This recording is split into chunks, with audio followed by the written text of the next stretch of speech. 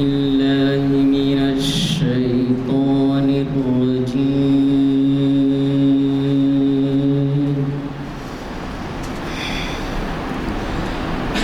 بسم الله الرحمن الرحيم.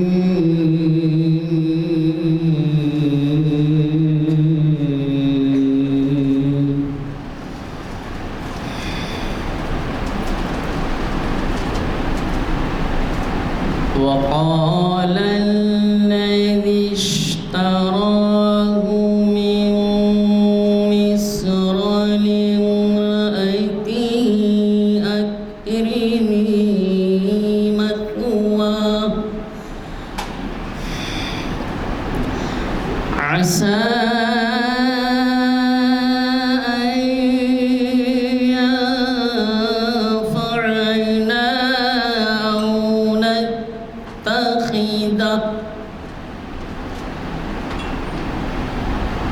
عسى أن ينفعنا أو نتخذه ولدا وكذلك مكنا ليوسف في الأرض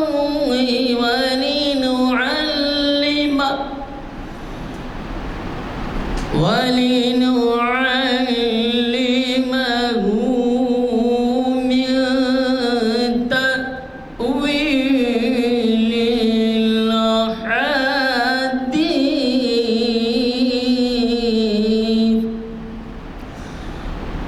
والله غالب على أمره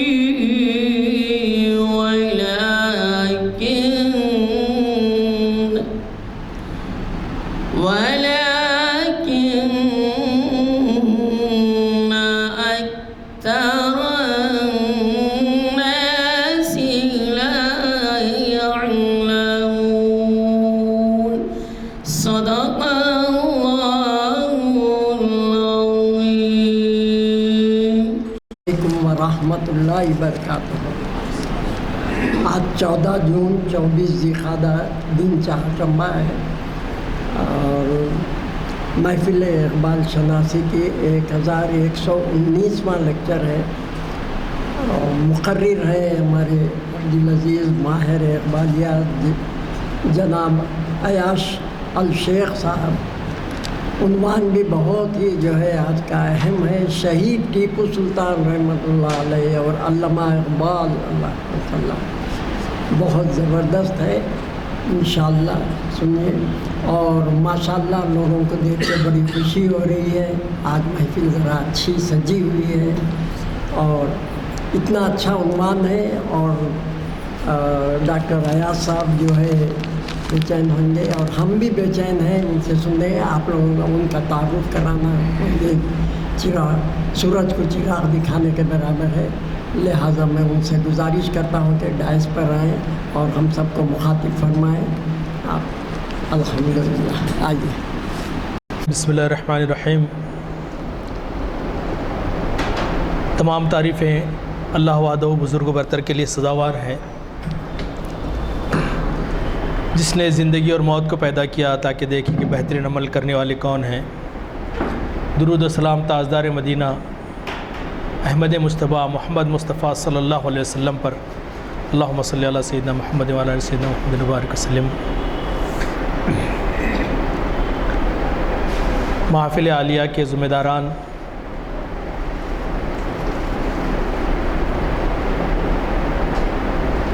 انعام صاحب، طاہر صاحب، شبیر صاحب، امام مسجد جناب افتخار صاحب، جناب فیاض صاحب، آپ تمام حاضرین اور یوٹیوب کے ذریعے سے دیکھنے اور سننے والے ناظرین اور سامعین کی خدمت میں السلام علیکم ورحمۃ اللہ وبرکاتہ۔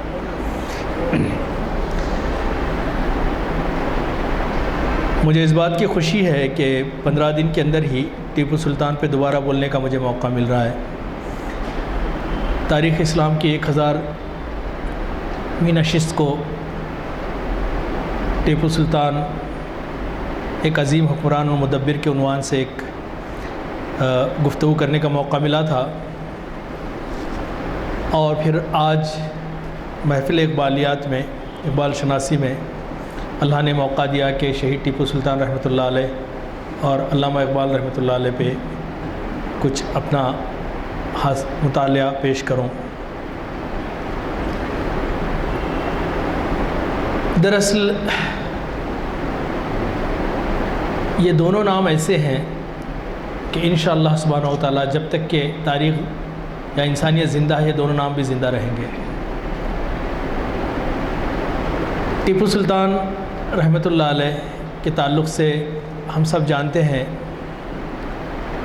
کہ وہ ایک عظیم مجاہد آزادی تھے، اور اپنے اس لیکچر میں نے بتایا تھا کہ کس طرح سے ٹیپو سلطان ایک چٹان کے مانند انگریزوں کے سامنے کھڑے رہے۔ یہ اور بات ہے کہ اپنوں کی غداری نے یہ دن دکھائے کہ انہیں بظاہر شکست کا سامنا کرنا پڑا، لیکن وہ ہارے نہیں تھے۔ اگر وہ ہارتے تو آج ہم ان کا نام نہیں لے ہوتے، نہ اس دن وہ شہید ہوئے تھے بلکہ وہ زندہ ہیں، اور ویسے بھی شہید زندہ ہی ہوتا ہے۔ افسوس اس بات کا ہے، یہ آج کی جو گفتگو ہے یہ ایک علمی گفتگو ہے، اس کا جذبات سے کوئی تعلق نہیں ہے۔ ٹھیک ہے، دونوں شخصیتیں ایسی ہیں کہ جذبات آ جاتے ہیں، لیکن یہ ایک خالصتاً علمی گفتگو ہے۔ It's an intellectual discourse, it got nothing to do with the political situation. سیاسی حالات اس سے اس کا کوئی تعلق نہیں ہے، بلکہ ایک طالب علم نے مطالعے کے ذریعے سے اس موضوع پہ اپنے کچھ خیالات کا اظہار کیا ہے۔ ہاں، یہ ضرور ہے کہ آج ان دو شخصیات کی خدمات کو فراموش کیا جا رہا ہے۔ حالات کچھ اس طرح کے بن گئے ہیں کہ ان دو شخصیات کے بارے میں غلط اور جھوٹ اور دروغ گوئی اور فتنہ پروری کا بازار گرم ہے۔ ان دو شخصیات کے بارے میں علامہ اقبال ہو یا ٹیپو سلطان ہو، ایک دو نہیں سینکڑوں غیر مسلم دانشوران نے اپنی خیالات کا اظہار کیا ہے۔ یہ ایک الگ موضوع ہے جس پہ گفتگو ہونی چاہیے کہ غیر مسلم ان کے بارے میں کیا سوچتے ہیں۔ میں یہاں پہ ٹیپو سلطان رحمۃ اللہ علیہ کے بارے میں کچھ باتیں تمہیداً عرض کرتے ہوئے اپنے موضوع کی طرف آؤں گا کہ ٹیپو سلطان رحمۃ اللہ علیہ کے تعلق سے ڈاکٹر راج گوپالاچاری جو پہلے ہمارے گورنر جنرل تھے ہندوستان کے، انہوں نے کہا تھا کہ افسوس اہل ہند نے، ہندوستان والوں نے، ہندوستان کے رہنے والوں نے آزادی ہند کے بعد اس جانباز سپاہی کو فراموش کر کے اس کے ساتھ بڑی زیادتی کی ہے۔ اسی طرح سے گاندھی جی نے ایک مضمون لکھا تھا، ینگ انڈیا جو اخبار تھا اس میں مضمون لکھا تھا، اور اس کو ایم عبداللہ کی کتاب ہے ٹیپو سلطان، اس میں انہوں نے گاندھی جی نے جو ٹیپو سلطان رحمۃ اللہ علیہ کے تعلق سے جو بات کہی تھی وہ کوٹ انکوٹ میں پیش کر رہا ہوں کہ میسور کا بادشاہ فتح علی ٹیپو غیر ملکی مورخوں کی نظر میں ایک ایسا مسلمان تھا جس نے اپنی رعایا کو زبردستی مسلمان بنایا، لیکن یہ بڑا جھوٹ ہے۔ گاندھی جی کہتے ہیں کہ بڑا جھوٹ ہے۔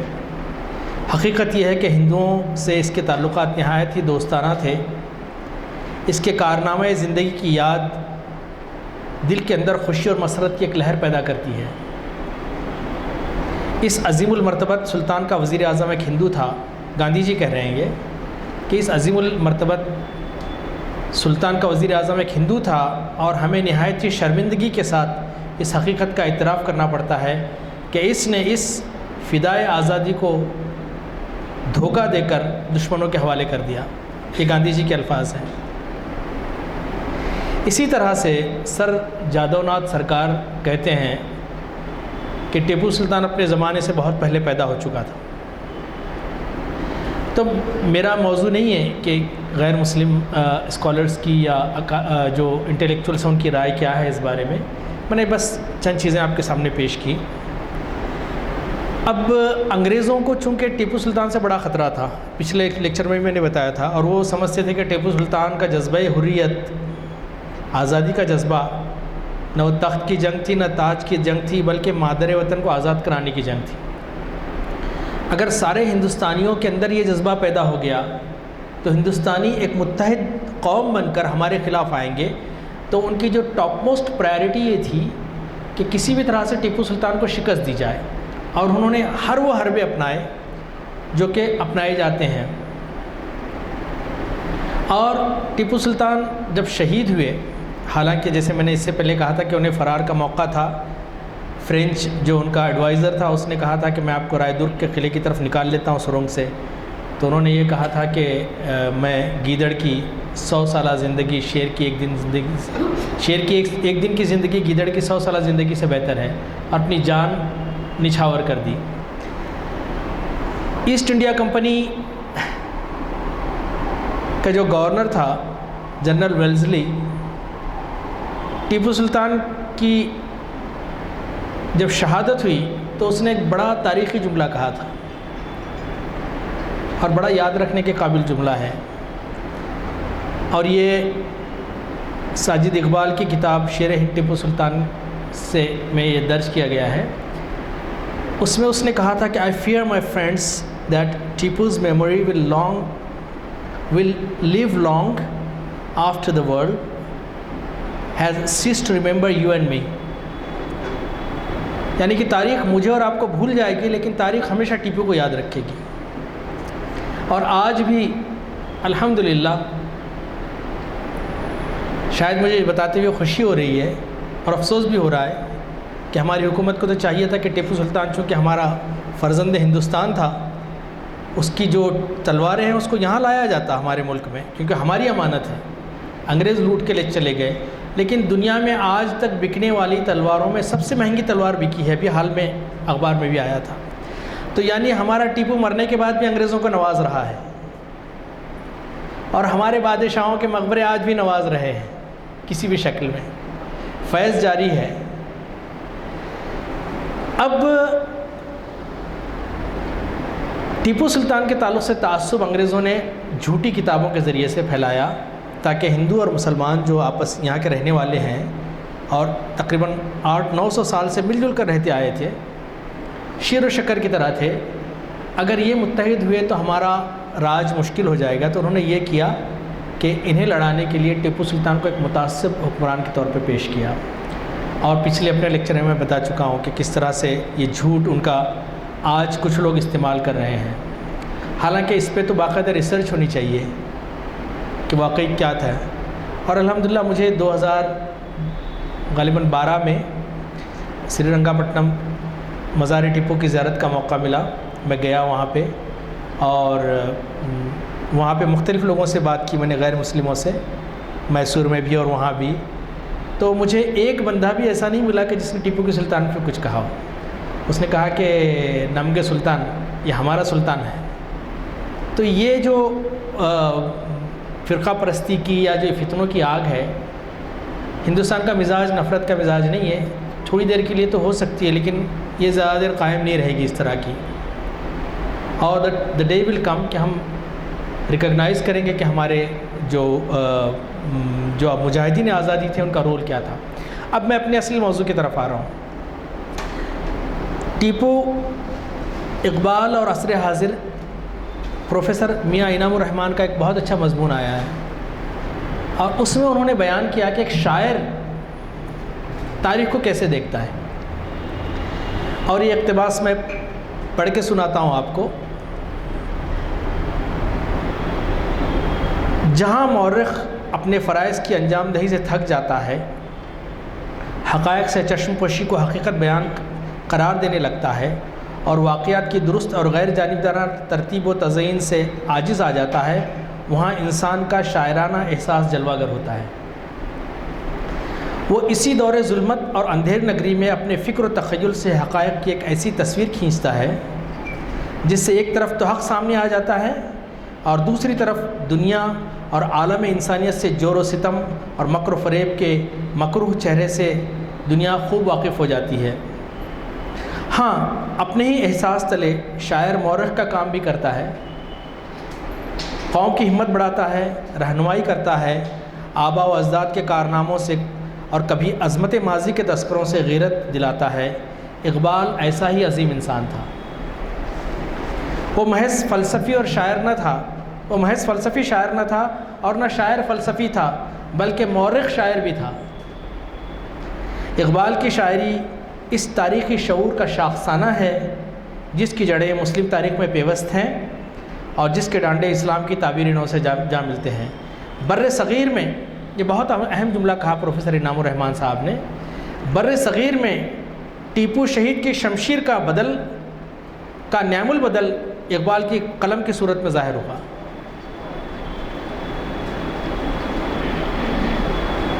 میں تو کانپ گیا تھا یہ جملہ پڑھتے ہوئے، بلکہ آنکھوں سے آنسو جاری ہو گئے تھے۔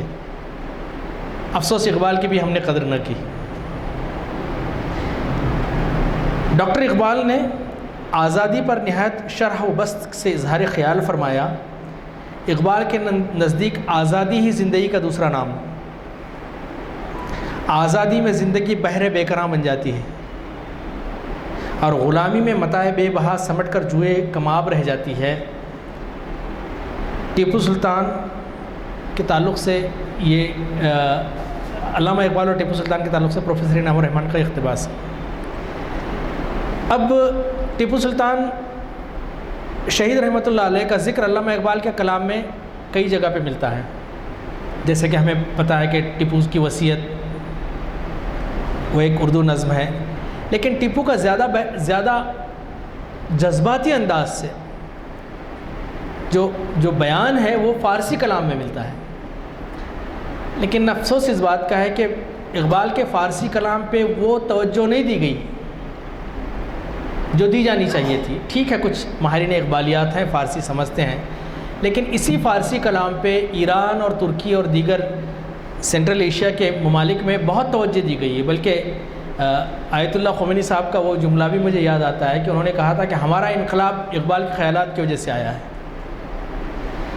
تو اقبال کے فارسی کلام میں آپ کا ایک کلام ہے، مجموعہ کلام ہے جاوید نامہ، اور اس میں آپ عالم خیال میں آسمانوں کی سیر کرتے ہیں مولانا رومی کے ساتھ، اور مولانا رومی انہیں مختلف شخصیات سے ملاتے ہیں اور یہ مکالمے کی صورت میں ہے۔ اقبال اس میں اپنے آپ کو زندہ رود کی حیثیت سے متعارف کراتے ہیں کہ وہ زندہ رود ہیں، اور اقبال بادشاہوں سے ملتے ملتے آگے بڑھتے ہیں اور ٹیپو سلطان شہید رحمۃ اللہ علیہ کی طرف آتے ہیں۔ جیسے میں نے کہا کہ خیال کی دنیا میں، تصورات کی دنیا میں اقبال ہیں اور ٹیپو سلطان کے پاس جا رہے ہیں۔ اب یہ فارسی میں ہے، کوشش کروں گا کہ فارسی بھی آپ کے سامنے پیش کروں، اور جہاں پہ وقت کم ہوگا تو پھر اردو ترجمے پہ اکتفا کر لیں گے۔ اقبال پہنچتے ہیں ٹیپو کے قریب اور پھر ٹیپو کی تعریف میں کچھ کلمات کہتے ہیں کہ آن شہیدان محبت را امام، آبروئے ہند و چین و روم و شام۔ یہ محبت کے شہیدوں کا امام ہے، ہند اور چین اور روم کی آبرو ہے، یعنی ٹیپو سلطان رحمۃ اللہ علیہ۔ نامش از خورشید و مه تابند تر، خاک قبرش از منوت و زندہ تر۔ اس ٹیپو کا نام سورج اور چاند سے زیادہ روشن ہے، اس کی قبر کی مٹی مجھ سے اور تجھ سے زیادہ زندہ ہے۔ پھر کہتے ہیں عشق روزے بود بر صحرا نهاد، ندانی جانچ مشتاقان داد۔ عشق ایک راز تھا جو اس نے صحرا پر رکھ دیا، یعنی کہ وہ راز عیاں کر دیا۔ تو نہیں جانتا کہ ٹیپو نے اپنی جان کس شوق اور جذبے سے قربان کی، یعنی انگریزوں کے خلاف لڑتے ہوئے وہ کیسے شہید ہوئے۔ کہتے ہیں شعر، اور واقعی دل و دماغ کو جھنجھوڑ دیتا ہے شعر یہ، اور حقیقت ایک ایک لفظ حقیقت پر مبنی ہے۔ وہ کہتے ہیں از نگاہ خواجہ بدر و حنین، رو سلطان وارث جذب حسین، کہ بدر و حنین کے خواجہ یعنی نبی کریم صلی اللہ علیہ وسلم کی نگاہ کا یہ فیض ہے ٹیپو، اور حضرت حسین کے فقر کے جذب کا یہ فیض ہے۔ پھر کہتے ہیں رفت سلطان از این سرائے ہفت روز، سلطان تو یہ 4 دن کی زندگی چھوڑ کے چلا گیا، وبد اور در دکن باقی ہنوز، لیکن اس کا ڈنکا آج بھی دکن میں بج رہا ہے۔ پھر اس کے بعد ٹیپو سلطان سوال کرتے ہیں اقبال سے، پوچھتے ہیں کہ اے اقبال بتا، اے زندہ رود بتا کہ میرے وطن ہندوستان کا کیا حال ہے، جس کے غم میں ہمارا دل خون کے آنسو رلا رہا ہے، جس کی یہ فارسی اشعار کا ترجمہ ہے، جس کی یادوں کو ہم نے اپنے سینے سے لگا بیٹھے ہیں، جو خاک وطن کے ذرے ذرے سے ہماری محبت کا اظہار کرتا ہے۔ تو اس کے جواب میں اقبال کہتے ہیں، ٹیپو سلطان کو جواب دیتے ہیں کہ ہندوستانی اب انگریزی سامراج سے بیزار ہو چکے ہیں، اور فرنگیوں کی حکمت عملی کا جو دھوکہ ہے، فسوں ہے، وہ ٹوٹ گیا ہے۔ پھر ٹیپو سلطان بڑے ہی دردمند دل سے اپنے وطن عزیز کی غلامی پر غم و غصے کا اظہار کرتے ہیں، اور کہتے ہیں کہ اس غلامی کا اصل سبب یہ ہے کہ اس سرزمین کے سپوت اپنے اصلی جوہر سے عاری ہوتے جا رہے ہیں۔ وہ کہتے ہیں کہ ان میں کچھ ایسے غدار اور کپوت پیدا ہو گئے ہیں، ٹیپو سلطان کہتے ہیں اقبال سے، ایسے غدار اور کپوت پیدا ہو گئے ہیں جو وطن سے غداری کر کے دنیاوی مراتب میں اضافے کے خواہش مند نظر آتے ہیں۔ پھر اس کے بعد وہ اپنے وطن دکن کے تعلق سے سوال کرتے ہیں، جس میں میں بیٹھا ہوں، آپ ہیں، یہ ہماری سرزمین دکن، اور اقبال کا دکن سے جو لگاؤ تھا میں بیان نہیں کر سکتا، یہ تو ایک مستقل موضوع ہے۔ افسوس اس بات کا ہے کہ کچھ اداروں کو کام کرنا چاہیے اس پہ، کہ اقبال کا دکن میں سے جو لگاؤ تھا اور یہاں سے جو ان کے روابط تھے، اس پہ تحقیق ہونی چاہیے، لیکچرز ہونے چاہیے، سیمینارز ہونے چاہیے۔ اقبال ٹیپو پھر اقبال سے پوچھتے ہیں، اپنے وطن دکن کے بارے میں پوچھتے ہیں، زائر شہرو دیار بودا، زائر شہرو دیارم بودا، چشم خود بردار بر مزارم سودا، ای شناسائے حدود کائنات، در دکن دیدی از آثار حیات۔ میرے شہر اور وطن کی تو نے زیارت کی،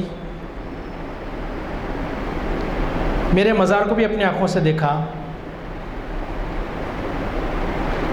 اسی لیے کہ ان کے شناسائے حدود کائنات، یعنی کہ تو کائنات کے چپے چپے میں بھی گھوما۔ اب ذرا مجھے یہ بتا اے اقبال کہ تو نے سرزمین دکن میں زندگی کے کوئی آثار دیکھے، یعنی وہاں کے لوگ اب بھی ایک زندہ قوم کی طرح رہتے ہیں یا نہیں؟ اس کے جواب میں اقبال کہتے ہیں، تخم اشک ریختم اندر دکن، لالہا رویت ز خاک آن چمن، رود کاویری مدام اندر سفر، دیدم در جان او شورت دیگر۔ میں نے دکن کی سرزمین میں اپنے اشکوں کے بیج بوئے ہیں، اقبال کہہ رہے ہیں، میں نے آنسوؤں کو بویا ہے یہاں پہ دکن میں نے اپنے آنسوؤں کے بیج اس دکن میں بوئے ہیں، جس کے نتیجے میں وہاں سامراج اور انگریزوں کے خلاف غم و غصے کی آگ لالے کے پھول کی طرح لگی ہوئی ہے۔ میں نے دریائے کاویری کو بھی مدام مصروف سفر دیکھا، اور وہ بھی مسلسل بہنے والا دریا کا جو شور و سناٹا ہے، اس میں اس کے تیور دکھائی دے رہے ہیں، یعنی کہ قوم کی غلامی کے خلاف کاویری بھی برہم ہو کر اظہار کر رہی ہے۔ کاویری ندی آج بھی ہے کرناٹک میں، میسور کے قریب۔ پھر اقبال کہتے ہیں، پھر ٹیپو سلطان کہتے ہیں، کیا اقبال ذرا کاویری ندی تک میرا پیغام پہنچا دینا۔ آج جو اقبال کو غدار وطن کہتے ہیں، دیکھیے اقبال کو کتنی محبت تھی۔ ہاں، اقبال کو وطن سے محبت تھی، لیکن وہ اس کی پرستش نہیں کرتا تھا، کیونکہ وہ توحید پرست تھا۔ پرستش صرف اللہ کی ہوتی ہے۔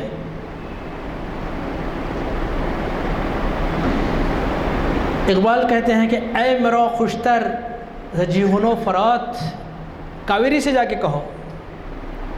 ینگ بچے بور ہو رہے ہوں گے کہ یہ ہم تو سننے آئے تھے کچھ ایموشنل اسپیچ ہوگی، کچھ دھوم دھڑاکا اور کچھ چیخ پکار۔ بیٹا یہ علمی گفتگو ہے۔ کبھی آپ انگریزوں کے مینچسٹر یا پھر لندن یونیورسٹی کے یا آکسفورڈ کے لیکچرز دیکھنا، تو آپ کو پتہ چلے گا کہ وہاں کتنے سائلنٹ انداز سے اور انٹلیکچوئل گفتگو ہوتی ہے۔ یہاں پہ جو جتنا زیادہ چیخے گا اتنا بڑا مقرر کہلاتا ہے یہاں پہ، اور بسا اوقات تو وہ کرسی بھی ہل جاتی ہے وہ جگہ پہ۔ اب وہ بیچاروں کا بھی قصور نہیں، اتنا چیخنے چلانے کے بعد بھی قوم نہیں جاگ رہی تو وہ کیا کریں گے؟ یہ بھی ایک مسئلہ ہے۔ تو اقبال کہتے ہیں یہاں پہ کہ یہ پیغام ٹیپو سے کہتے ہیں کہ جا کے دے دینا دریائے کاویری کو کہ اے مرا خوشتر زجیہن و فرات، اے دکن آب تو آب حیات، اے کاویری تجھ پر جیہون و فرات جیسے بڑے بڑے دریا قربان۔ جیہون اور فرات جیسے بڑے دریا قربان، کیونکہ دکن والوں کے لیے تیرا پانی آب حیات کی طرح ہے، زندگی بخشنے والا پانی ہے، کیونکہ تو اپنے پانی کے ذریعے سے غلامی میں بھی جینے کا حوصلہ دے رہی ہے۔ یہ ایک نظم اقبال کی تھی جسے میں نے آپ کے سامنے پیش کی۔ اب اقبال جو ہے، اقبال پر ٹیپو سلطان کا بڑا اثر تھا، بہت زیادہ اثر تھا، اور وہ ٹیپو کو اپنا امام مانتے تھے، ٹیپو کو اپنا رہنما مانتے تھے، ٹیپو کے اندر زندگی نظر آتی تھی۔ اقبال مرد کامل کہا کرتے تھے، اور ٹیپو سلطان سے آپ کی محبت کا یہ عالم تھا کہ ایک مرتبہ اس زمانے میں، انگریزوں کے زمانے میں جب ملک آزاد نہیں ہوا تھا، تو ایک ریٹائرڈ میجر کرنل تھے یا میجر تھے، تو وہ ایک ملٹری اکیڈمی قائم کرنا چاہتے تھے بچوں کے لیے۔ تو انہوں نے اس کا نام ڈاکٹر سر محمد اقبال پہ رکھنا چاہا، تو اقبال نے منع کر دیا، انہوں نے کہا کہ نام ٹیپو سلطان پہ رکھو۔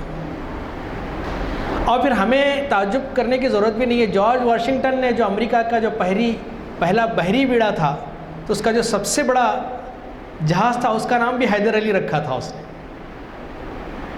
تو ٹیپو کے نام کی جو تاثیر تھی، ٹیپو کا جو کارنامہ ہے، یورپ والے جانتے ہیں اس کو، اور الحمدللہ کئی غیر مسلم مفکرین نے، محققین نے اس بات کو آشکارا کیا ہے کہ ٹیپو سلطان کتنی بڑی شخصیت تھی۔ ٹیپو سلطان، علامہ اقبال غالباً 1929 میں یہ مدراس میں لیکچرز اپنے ختم کر کے، مدراس سے میسور کافی لمبا سفر ہے، لیکن اس کے باوجود وہ ٹریول کر کے آئے اور مزار پہ گئے ٹیپو سلطان کی، اور بتاتے ہیں مختلف کتابوں میں نے جو مطالعہ کیا ہے کہ آپ نے کئی گھنٹے مزار کے پاس گزارے اور مسلسل روتے رہے، اور ایک کتاب میں تو لکھا ہے کہ انہوں نے کہا کہ مجھے اکیلا چھوڑ دو ٹیپو کے ساتھ، اور مسلسل روتے رہے۔ ایک میسور کے ایک شاعر تھے جو کہ اچھا کلام بھی پڑھتے تھے، انہوں نے ٹیپو سلطان کی شان میں کلام پڑھا تو علامہ اقبال زارو قطار رونے لگے، اور پھر وہ مزار سے باہر آئے تو آنکھیں سرخ تھیں۔ لوگوں نے ان سے پوچھا کہ آپ کا کیا تاثر ہے؟ آپ اندر گئے، ٹیپو سلطان کے ساتھ وقت گزارا، تو آپ نے کہا کہ ٹیپو سلطان کی عظمت کو تاریخ کبھی فراموش نہ کر سکے گی۔ ہندوستان میں ٹیپو سلطان کی آواز ہی توانا آواز تھی کہ ہندوستان ہندوستانیوں کے لیے معافی چاہتا ہوں، انگریزوں کا اس پہ کوئی حق نہیں۔ علامہ اقبال کے فرزند جاوید اقبال، انہوں نے ایک کتاب لکھی ہے اور اس کتاب کا عنوان ہے اپنا گریباں چاک، جنہوں نے اپنے گھریلو حالات لکھے ہیں اس میں، اور اس میں انہوں نے بتایا کہ علامہ اقبال جب مزار ٹیپو سے باہر آئے تو انہوں نے ایک فارسی کی نظم کہی تھی، چھوٹی سی، کچھ اشعار کہے تھے جو ان کے کسی مجموعے میں شامل نہیں ہیں۔ میں نے کوشش کی ہے کہ ان اشعار کو یہاں پہ آپ کے سامنے پیش کروں ترجمے کے ساتھ۔ آتش در دل گر بر کردہ عام، میرے دل میں آگ بھر گئی ہے۔ مزار ٹیپو سے آنے کے بعد آپ کہتے ہیں میرے دل میں آگ بھر گئی ہے۔ داستان از دکن آورد عام، دکن کی داستان نے یہ کیا کر دیا۔ در کنارم خنجر آئین و فام، کانچ کا خنجر میرے پہلو میں گھس گیا ہے۔ می کشم آور بتدریج از نیام، اس کو آہستہ آہستہ سے کھینچو، نکالو اس کو۔ نقطۂ گویم ز سلطان شہید، سلطان شہید نے مجھ سے ایک نقطہ بیان کیا ہے۔ زوں کے ترسم تلخ گردد روز عید، مجھے افسوس ہے کہ آج کا عید کا دن ہے اور تمہاری عید کا دن خراب کر رہا ہوں یہ بات بول کر۔ اقبال کے جذبات دیکھیے۔ پیشتر رفتم کے موسم خاک او، وہاں سے نکلنے سے پہلے میں نے ٹیپو کی خاک کو بوسہ دیا۔ تا شنیدم از مزار پاک او، تو مزار سے مجھے ایک آواز آئی، اور کیا آواز آئی؟ غور سے سنیے۔ در جہاں نتواں اگر مردان زیست، اگر تم دنیا میں ایک مرد کی طرح جی نہیں سکتے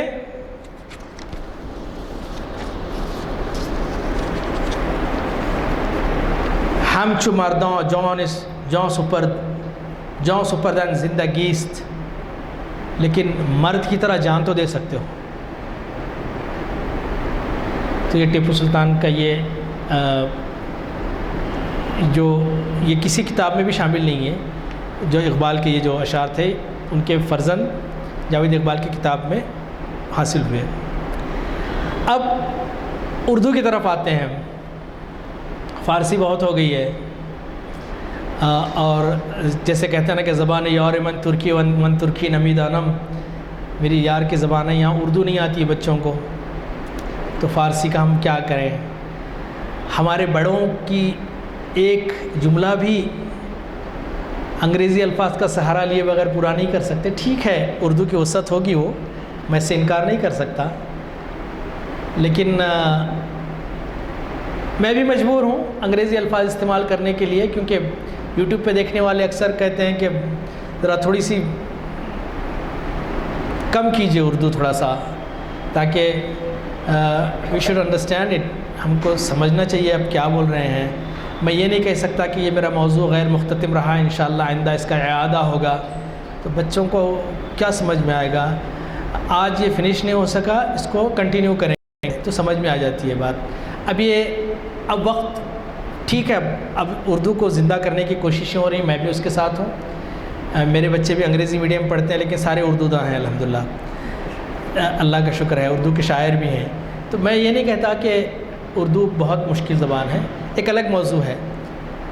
اردو میں علامہ اقبال نے ایک مشہور نظم لکھی ہے، وہ شہید ٹیپو سلطان کی وصیت۔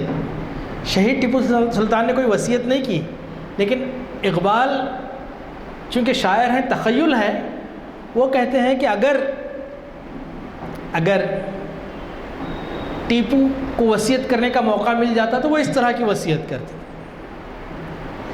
اب وہ وصیت میں سناتا ہوں.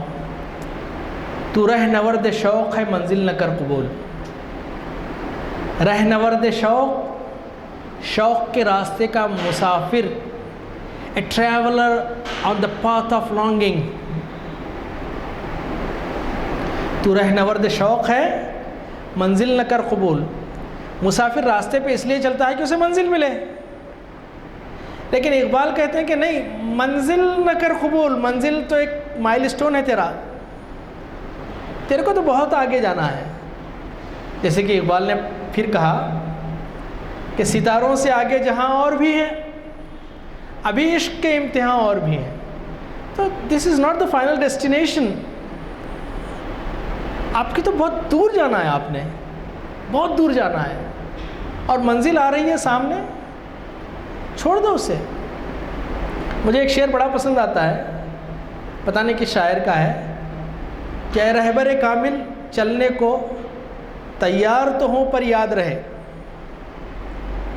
اس وقت مجھے بھٹکا دینا جب سامنے منزل آ جائے. تو منزل جو ہے مسلمان کی، پرے ہے چرخ نیلی فام سے منزل مسلمان کی. اقبال کہتے ہیں کہ آسمانوں سے بھی اوپر ہے، بلینس آف گیلیکسیز سے اوپر ہے منزل مسلمانوں کی. پرے ہے چرخ نیلی فام سے منزل مسلمان کی، ستارے جس کی گرد راہ ہوں وہ کارواں تو ہے. تیرا کارواں تو بڑا عجیب ہے، نہ تو زمین کے لیے ہے نہ آسماں کے لیے، جہاں ہے تیرے لیے تو نہیں جہاں کے لیے. کہتے ہیں کہ تو رہنورد شوق ہے، شوق کے راستے کا مسافر ہے، منزل نہ کر قبول. لیلا بھی ہم نشی ہو تو محمل نہ کر قبول. لیلا بھی، اگر محمل کہتے ہیں اونٹ کے اوپر جو ایک چھوٹا سا بٹھاتے ہیں جس کے اندر لوگ بیٹھتے ہیں، شاید نوجوانوں نے دیکھا بھی ہوگا اسے کہ اس کے اندر بیٹھتے ہیں وہ، تو اس کو کجاوا کہتے ہیں اسے. تو وہ اس کے اندر لیلا بھی بیٹھی ہو، یعنی کہ دنیا کے عیش و عشرت جتنی چاہے مل جائے، قبول مت کرو اسے. یہ تمہارا مقصد حیات نہیں ہے، یہ تو ضرورت ہے.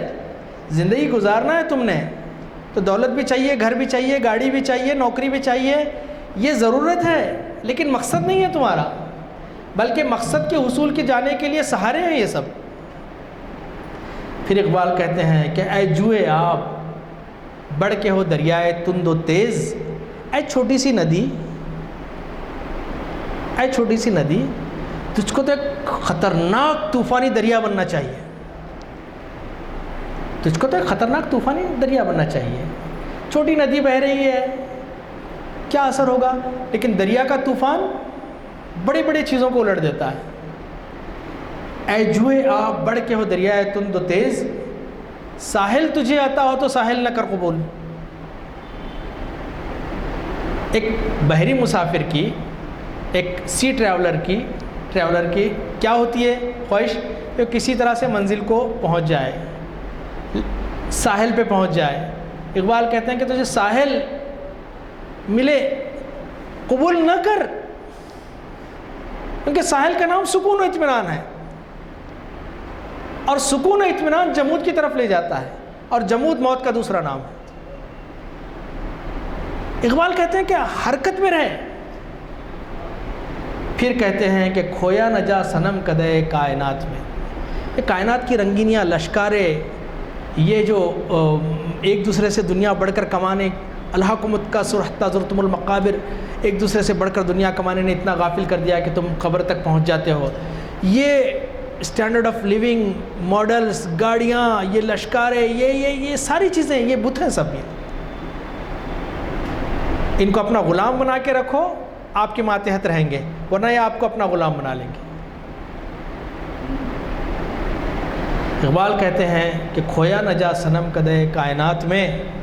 اس دنیا کا جو صنم قدا ہے، یہ اس سے مت کھو جا. محفل گداز گرمی محفل نہ کر قبول. ارے تیرا کام محفل کو گرمانا ہے، تو دوسروں کی محفل کی گرمی قبول کر رہا ہے. عجیب بات ہے. پھر کہتے ہیں کہ صبح ازل، یہ مجھ سے کہا جبرائیل نے. جب دنیا بن رہی تھی تو جبرائیل نے مجھ سے کہا، کیا کہا؟ صبح ازل، یہ مجھ سے کہا جبرائیل نے جو عقل کا غلام ہو وہ دل نہ کر قبول. عقل کیلکولیشنس رہتے, یہ کرے تو یہ ہو جائے گا, یہ کرے تو وہ ہو جائے گا, کرنے والا کر کے نکل جاتا. بے خطر کود پڑا آتش نمرود میں عشق, عقل ہے محو تماشائے لب بام. ابھی عقل تخمین و ظن ہے, کیلکولیشنس کرتے رہتی, کاسٹ بینیفٹ انالیسس چلتے رہتا اس کا, یہ کرے تو یہ ہوتا, یہ کرے تو ہوتا, یہ ہوتا.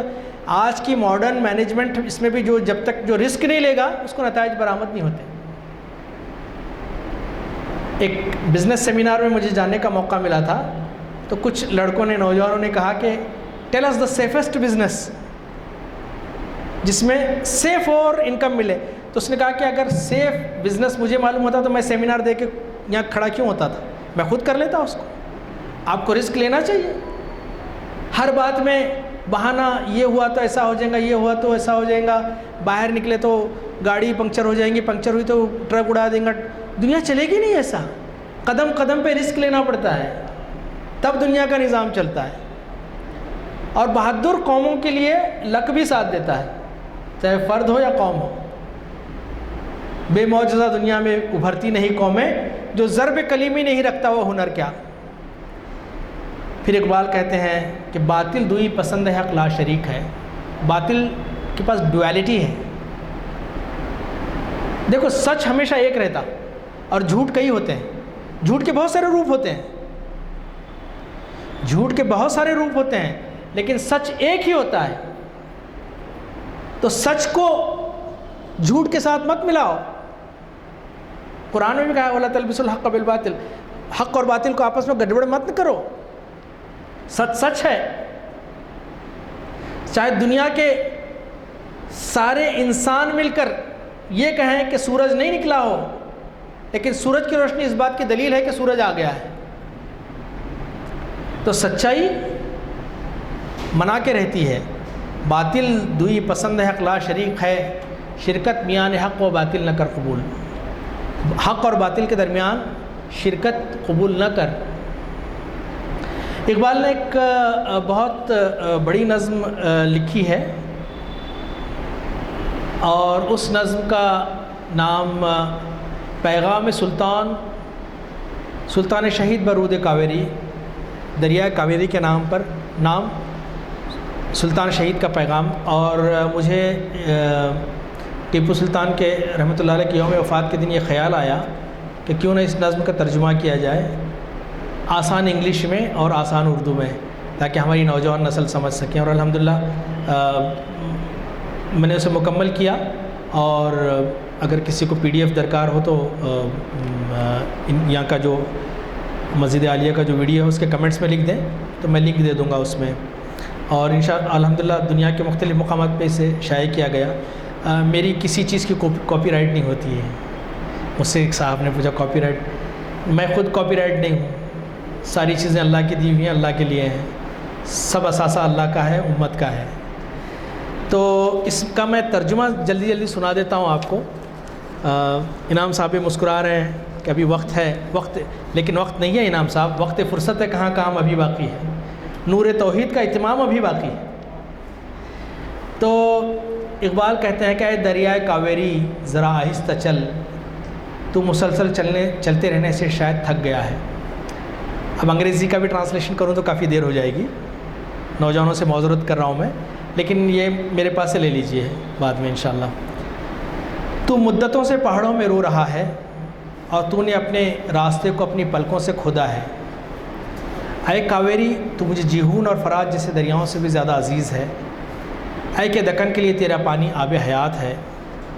آہ وہ شہر جو کبھی تیری آغوش میں تھا, تیرے پانی ہی سے اس شہر کا جلووں والا حسن تھا. اگرچہ تو بوڑھا ہو گیا ہے لیکن تیرا شباب ابھی برقرار ہے.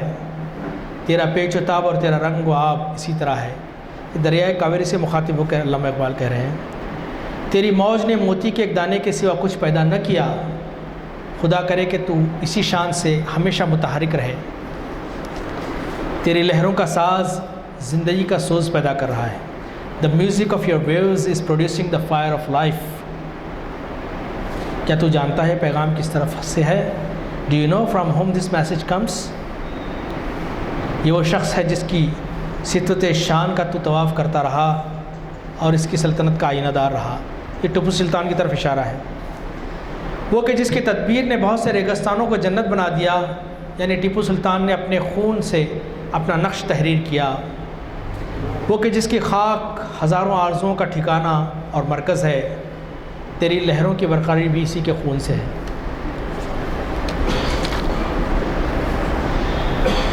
وہ ٹیپو سلطان جس کی گفتار یعنی جس کی بول چال مکمل کردار تھی، اس وقت جب مشرق سویا ہوا تھا وہ بیدار تھا. He was wide awake when the whole east was sleeping. اے کہ میں اور تو کاویری دونوں زندگی کی لہریں ہیں. میں اور کاویری ہم دونوں زندگی کی لہریں ہیں. یہ کائنات ہمیشہ لمحہ لمحہ بدلتی رہتی ہے. زندگی کا ہر لمحہ انقلاب ہے، اس لیے وہ ہر پل ایک نئے عالم کی سراغ میں ہوتی ہے. ہر وجود کا تانا بنا اسی آنے جانے سے ہے، اور یہ سارا لطف بھی اسی آنے جانے سے. راستے بھی مسافروں کی طرح سفر میں ہیں. علامہ اقبال کا تخیل بھی ایک عجیب تخیل ہے کہ راستے بھی انسانوں کی طرح سفر میں ہیں. ہر جگہ سفر چھپا ہوا ہے لیکن حضر آزاد ہے. پھر کہتے ہیں کہ قافلہ، اونٹنی، ریگستان، کھجور کا درخت، جسے بھی دیکھو وہ کوچ کے درد سے رو رہا ہے کہ یہاں سے جانا ہے. پھر کہتے ہیں چمن میں پھول ایک پل کا مہمان ہوتا ہے، اس کا رنگ اور چمک و دمک اسی پل کے مہمان ہے. موسم گل یہ ماتم بھی ہے اور پینے پلانے کا عالم بھی ہے. غنچے کی آغوش میں ہوتا ہے، غنچہ اس کے آغوش میں ہوتا ہے اور پھول کی ناش اس کے کندھوں پر ہوتی ہے. میں نے لالا کے پھول سے کہا تھوڑی دیر کے لیے اور جل. لالا ایک سرخ پھول ہے. تھوڑی دیر کے لیے اور جل. وہ بولا کہ شاید تو ابھی میرے راز سے واقف نہیں. خس و خاشاک سے ہی وجود کی تعمیر ہے.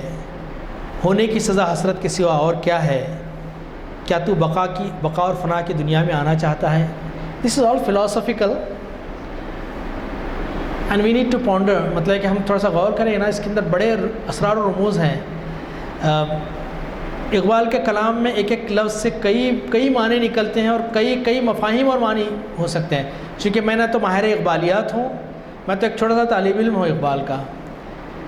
میری اپنی سمجھ کے مطابق میں پیش کر رہا ہوں اس کا کہ بقا سے فنا کی یعنی دنیا میں آنا چاہتا ہے. کیا تو عدم سے وجود کی طرف آنا چاہتا ہے؟ نہ آ. پھر اگر آ ہی چاہتا ہے تو چنگاری کی طرح خود سے مت گزر، خود بخود جل کے بجھ مت جا، بلکہ کسی کچرے کی تلاش میں آوارہ ہو جا، کسی کھلیان کی تلاش میں آوارہ ہو جا. ایک جگہ اور اقبال نے کہا تھا کہ کیوں کر خس و خاشاک سے دب جائے مسلمان، مانا کہ تب و تاب نہیں اس کے شرر میں. پھر کہتے ہیں اگر تجھ میں سورج کی طرح چمک اور گرمی ہے تو آسمانوں کی وسطوں پر پاؤں رکھ، پہاڑ، پرندہ، باغ، صحرا سب کو جلا دے، بلکہ مچھلیوں کو سمندر کی تہ میں جلا ڈال.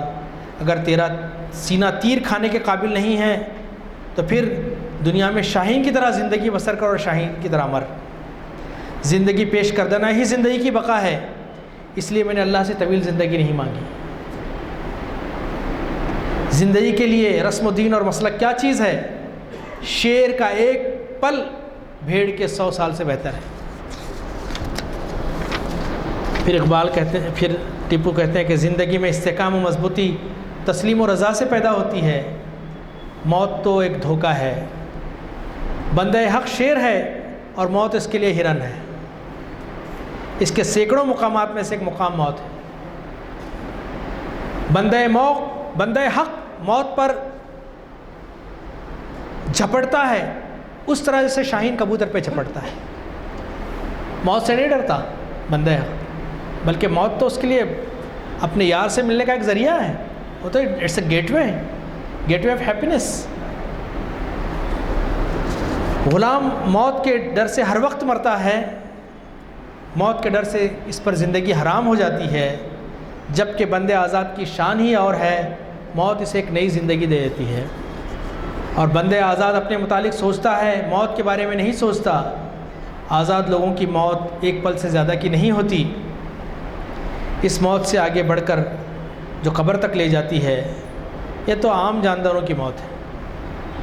مرد مومن اللہ سے تمنا کرتا ہے ایسی موت کی جو اسے مٹی سے بلند کرے۔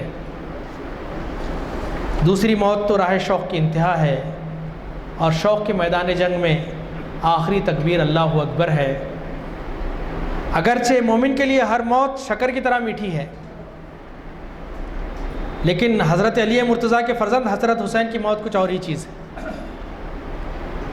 دنیا کے بادشاہوں کی جنگ محض لوٹ مار کے لیے ہوتی ہے، جبکہ مومن کی جنگ سنت پیغمبر صلی اللہ علیہ وسلم ہے۔ آخری دو اشعار ہیں یہ کہ مومن کی جنگ کیا ہے؟ وہ سچے دوست محبوب حقیقی کی طرف ہجرت کرنا، دنیا کو ترک کر دینا اور دوست کے کوچے کو چن لینا۔ آپ رسول اکرم صلی اللہ علیہ وسلم نے قوموں کو بہت قیمتی بات بتائی۔ آپ صلی اللہ علیہ وسلم نے جنگ یا جہاد کو رہبانیت قرار دیا۔ اس نقطے کو شہید کے سوا کوئی اور نہیں سمجھ سکتا، کیونکہ شہید نے اس نقطے کے معنی اپنے خون سے خریدے ہیں۔ اللہ سبحانہ و تعالیٰ جو کچھ بھی سنا ہے، اللہ تعالیٰ ہمارے اندر وہ جذبات پیدا کرے۔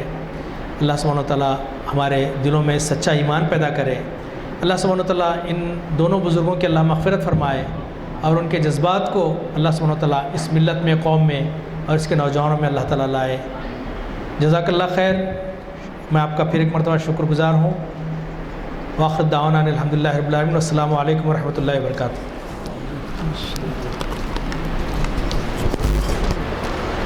جزاک اللہ خیر۔ ماشاء اللہ، سبحان اللہ، الحمدللہ۔